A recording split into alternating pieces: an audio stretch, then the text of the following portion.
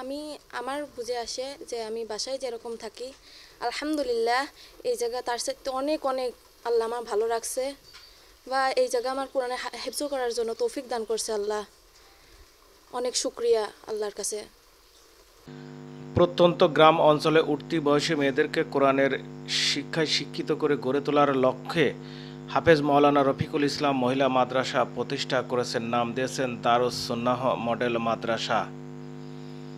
এর অবস্থান কুষ্টিয়ার খোকসা উপজেলার সেন গ্রামে।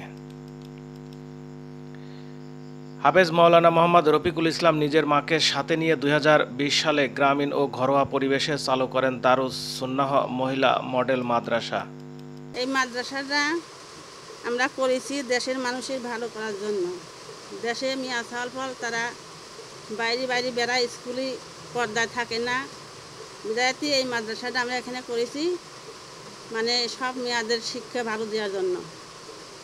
আশা করি মেয়েরা ভালো শিক্ষা নিবি, আরও দূর দেশের মেয়েরা এসে শিক্ষা নিবি।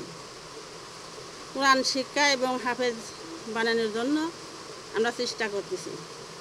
8 থেকে 16 বছর বয়সী তরুণী ভর্তি করা হয় এই মাদ্রাসায়। পড়ানো হয় নুরানি, হিফজ ও কিতাব। আছে 3 জন নারী শিক্ষক।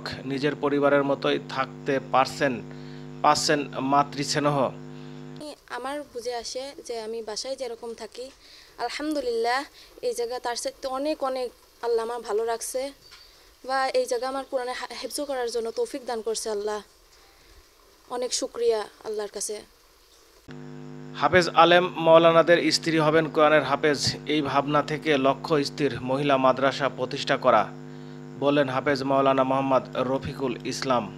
হাফেজ মাওলানা মোহাম্মদ রফিকুল ইসলাম মাদ্রাসার সাথেই আমার বাড়ি। আমার পিতা মৃত আকবউদ্দিন শেখ। তো আমি এখানে মহিলা মাদ্রাসা করার বেশ বহুদিন আগের থেকেই স্বপ্ন ছিল, যেহেতু এই অঞ্চলের মেয়েরা জেনারেল শিক্ষায় শিক্ষিত আছে অনেকেই, পাশে অনেকগুলো হাই স্কুল, প্রাইমারি স্কুল, অনেক কিছুই আছে। কিন্তু আমাদের যেহেতু আমি একজন ইমামও বটে, তো মুসল্লিদের চাহিদা যে তাদের মেয়েদেরকে বা ছেলেদেরকে কীভাবে দিনই শিক্ষা দেওয়া যায়, কারণ শুধুমাত্র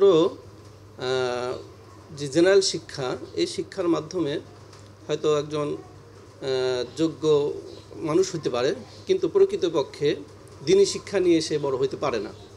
তো দিনী শিক্ষার মধ্যে আমরা যেটা মনে করি, দিনী শিক্ষার মধ্যে যে কল্যাণগুলো রয়েছে, সেই কল্যাণের মাধ্যমে দুনিয়াতেও ভালো থাকা যায়, এমনকি আখেরাতে অবশ্যই মঙ্গল হয়। আখেরাতে অবশ্যই আল্লাহ তাআলার যে আমাদেরকে হিসাব নিকাশ করবেন, সেই ব্যাপারে আমরা যথাযথভাবে উত্তীর্ণ হতে পারবো। তো সেই আলোকে মুসল্লিদের চাহিদাও থাকে। আর সেই সাথে আমারও লক্ষ্য, আমি একজন আলেম হিসেবে দিন প্রতিষ্ঠা করা আমার একটা লক্ষ্য হতেই হবে। সেই আলোকেই দিন প্রতিষ্ঠার লক্ষ্যেই আমি এই মাদ্রাসাটা প্রতিষ্ঠিত করেছি, যাতে করে এই অঞ্চলের মেয়েরা, মূলত কোনো বাড়ির মেন পরিচালক কিন্তু মাই হয়। আর সেই ক্ষেত্রে একজন শিক্ষিত মা যদি থাকে, তাহলে অবশ্যই তার সন্তানেরা শিক্ষিত হয়ে গড়ে ওঠে। আর সেই মা যদি কোরআনের শিক্ষায় শিক্ষিত হয়, তাহলে অবশ্যই দুনিয়া এবং আখেরাতে 100% লাভবান হওয়া যাবে। তো মায়েদের যদি এই জ্ঞানগুলো ছড়ায় দেওয়া যায়, তাহলে আস্তে আস্তে পুরো সমাজেই প্রত্যেকটা মা যদি এরকম কোরআনের শিক্ষায় শিক্ষিত হয়, তাহলে মূলত দেখা যাবে আমাদের সমাজটাই পরিবর্তন হয়ে যাবে। কোরআনের শিক্ষায় শিক্ষিত হবে, কোরআনের আমল করবে। সেই দৃষ্টিকোণ থেকে আমার এই প্রতিষ্ঠানটা প্রতিষ্ঠিত করা, এটাই আমার মূল লক্ষ্য উদ্দেশ্য। মাদ্রাসায় বর্তমান ছাত্রী সংখ্যা 54 জন, যাদের বাধ্যতামূলক পর্দা করতে হয়। পড়ালেখা, থাকা খাওয়া বাবদ মাসে 2600 টাকা বেতন নেওয়া হয়।